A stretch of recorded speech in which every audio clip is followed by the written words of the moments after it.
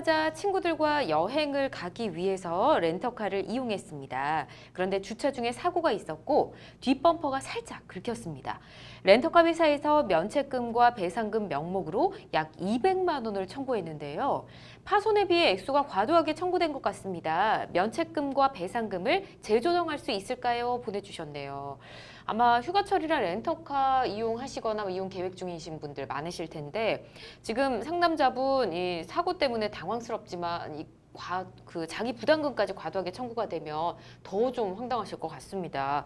좀 이 비용을 모두 내야 될지 좀 알아봐야 될 것 같은데요. 예, 예전 같은 경우는 렌터카 업체에서 면책금과 이 배상금을 다 청구하면은 네. 그대로 다 내셨던 것 같습니다. 아, 그래요? 근데 누가 봐도 이 차량이 여기 사안에선 뒷범퍼가 살짝 긁힌 정도라고 했는데 네. 경미한 사고임에도 불구하고 면책금이며 배상금이며 모두 내는 것이 너무 부당하다라는 움직임이 있었고요. 실제로 소비자 연대에서 이에 대해서 부당하니 네. 지불되었던 면책금 돌려주고 보상금 반환하라라는 소송을 했었는데 이거에 대해서 법원이 기준을 내세웠습니다. 사고의 경중을 가려서 받아라라고 했고요. 따라서 결과적으로는 면책금, 배상금, 보상금 무조건 다 똑같이 내야 된다. 그거는 아니다라고 보셔야 될 것 같습니다. 그렇군요. 알겠습니다. 자, 그렇다면 상담자분과 같이 사고로 인해서 이런 수리비 분쟁이 얼마나 일어나는지도 좀 알아보고 싶은데 이런 분쟁이 꽤 많은가 보네요. 네, 소비자보호원에서 통계를 내보니까 네. 2015년경부터 2018년 5월경까지 렌터카 관련 구제 신청 건수가 863건 정도 와, 됐다고 그렇게 하네요. 많아요? 예, 그래서 이런 건수 중에서 예. 수리비 과다 청구에 대한 문의가 네. 거의 절반가량 차지한다고 합니다. 아, 그렇군요. 상당히 많죠. 이런 분쟁이 생각보다 훨씬 많네요. 네. 자, 렌터카 업체들이 사고가 나면 이 경중을 가리지 않고 동일한 액수를 받아서 말들이 많다고 아까 말씀해 주셨는데 왜 이렇게 하는지 이유를 좀 알아봐야 할 것 같습니다. 예, 일단 렌터카 업계에서는 사고가 발생했다. 사고의 경중을 가리지 않고 30 내지 50만 원의 면책금을 고객에게 요구하는 것이 관행처럼 되어 있습니다. 네. 근데 이 면책금이 하나만 있느냐 하면 그것도 아닙니다. 네. 대인 면책금 따로 측정, 대물 면책금 따로 측정. 또 이게 끝이 아니죠. 그 당의 사고로 인해서 그만큼 자동차 가치가 하락되었으니 경락손해라고 하죠. 예. 경락손해 배상금 붙이죠. 휴차 보상금 또 붙이죠. 이러다 보니 금액이 막 늘어나는 상황이었는데 네. 사고의 경중을 가리지 않고 동일한 액수를 받는다. 이게 큰 문제가 되었던 건데요. 재판부가 제시하기를 이렇게 얘기를 했습니다. 이 모든 근거는 결국 계약서 조항에 있지 않느냐. 과연 그 계약서 조항이 적법한가를 봤을 때 네. 사고의 경중을 가리지 않고 동일한 액수와 동일한 액수의 면책금을 지급하도록 하고 있는 그 규정 조항은 소비자에게 부당하게 불리한 조항이다라고 해서 그 계약 조항 자체가 무효다라고 판시를 했고요.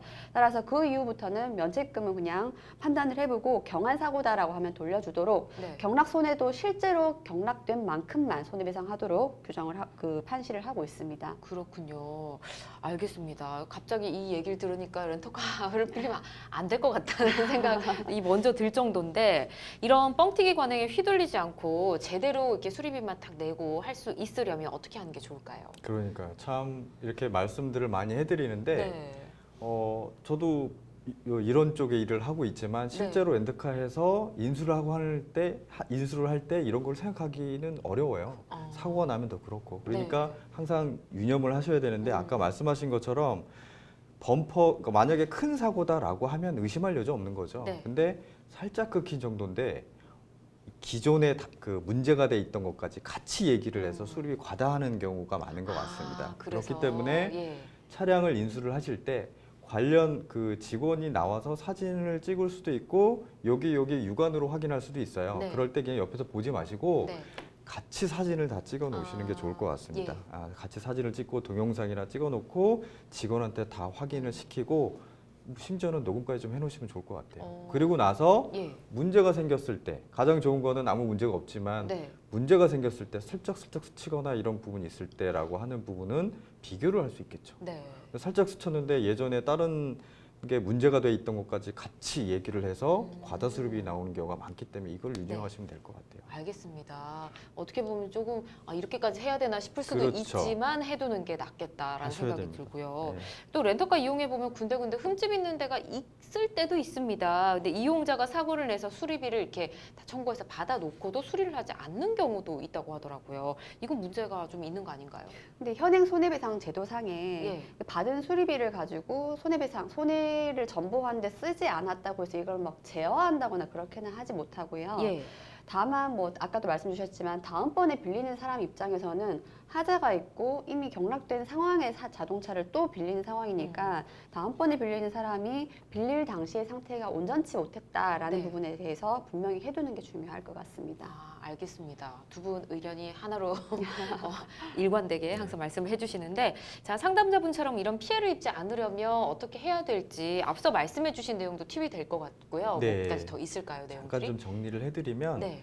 먼저 차량을 인수를 하실 때 꼼꼼하게 체크를 하시고 예. 그거에 대해서 사진 촬영을 하거나 동영상 촬영을 해서 이 부분을 계약서에 명시하는 게 좋을 텐데 계약서에. 예. 계약서에서 그럴 때 명시하기가 쉽지는 않을 거예요. 예. 그렇기 때문에 뭐 이렇게까지 해야 되나라고 하지만 녹음을 해놓으시는 게 좋을 것 같아요. 예. 직원이랑 같이 얘기하면서 녹음하는 건 현행법상 불법이 아니거든요. 그쵸. 이렇게 예. 녹음을 해주시는 게 좋을 것 같고요.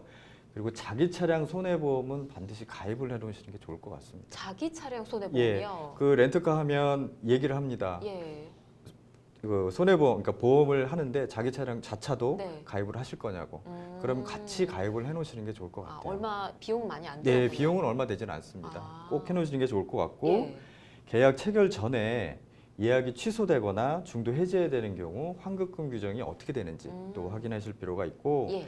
나중에 이제 수리가 이제 문제가 생겨서 이제 수리를 하게 되면 견적, 명세서 가장 좋은 건 수리 업체에 가서 실제로 가서 확인하는 게 가장 좋습니다. 근데 뭐 여행 가서 렌트를 하는 거기 때문에 또 거기까지 가서 하기가 너무 번거롭기 때문에 네. 가능한 한 가서 수리업체 가서 확인하는 게 가장 좋으시고 두 번째로 견적서 수리비 명백하게 확인하셔서 체크해 네. 놓으시는 게 좋을 것 같습니다. 알겠습니다. 이런 부분 꼼꼼하게 챙기시면 좋을 것 같고요.